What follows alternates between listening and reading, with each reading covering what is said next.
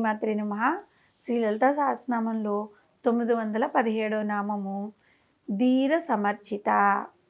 ఈ నామానికి అర్థం ఏంటి అంటే, ధీర అంటే ధీరులైన వారి చేత, సమ్యక్ అంటే చక్కగా, అర్చిత అంటే అర్చింపబడినది అని అర్థం. అమ్మవారు ధీరులైన వారి చేత సక్రమమైన పద్ధతిలో పూజింపబడుతూ ఉంటుంది. ధీరులు అనేవారు ఎవరు? మనం ఇంతకుముందు నామంలో ధీర అనే నామానికి అర్థం చెప్పుకున్నాం కదా. అంటే ఏంటి?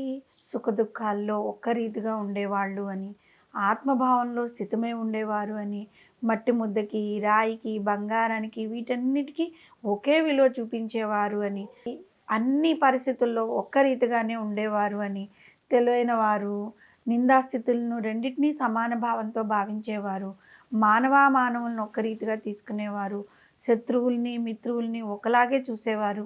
వీళ్ళు గుణాతీతులు, జ్ఞానులు, ధీరులు.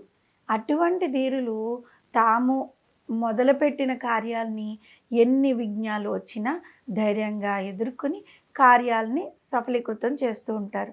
అదీ కాక తమ హృదయ కమలంలో ఉన్న అతి సూక్ష్మము, జ్యోతిర్మయము, ప్రకాశరూపమైన ఆత్మను ధ్యాన యోగం ద్వారా దర్శించుకున్న వాళ్ళు ధీరులు అనబడతారు.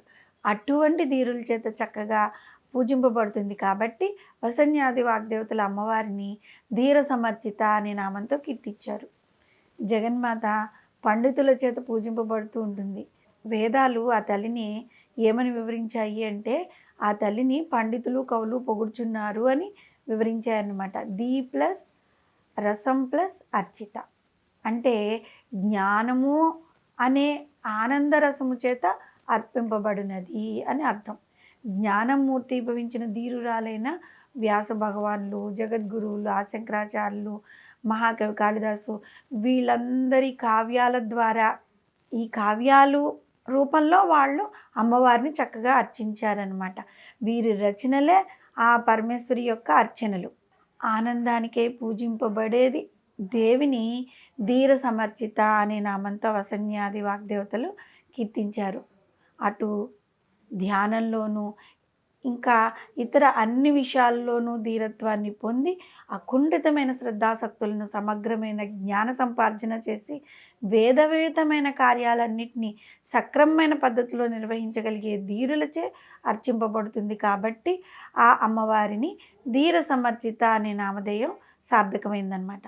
మానవు యొక్క ఈ మాంసనేత్రాలకు అగోచరమై హృదయకుహరమనే ధారాకాశం నందు గుప్తంగా నిలిచి ఉన్న జగన్మాతను సాధకుడు ధీరుడై ఆత్మజ్ఞానంతో కనుగొనవలసి ఉంటుందన్నమాట.